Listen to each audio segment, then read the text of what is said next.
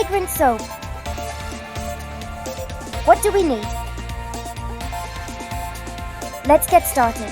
Break glycerin flakes into small pieces and put them in a small glass bowl.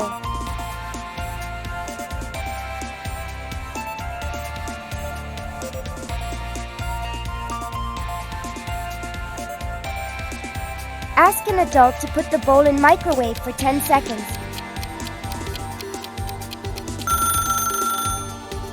Add 2 drops of any color and 4 drops of any scent to the melted glycerin.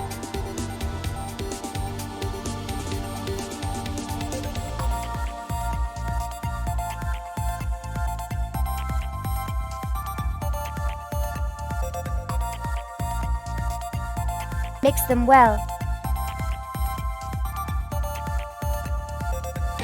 Add the mixture in a mold.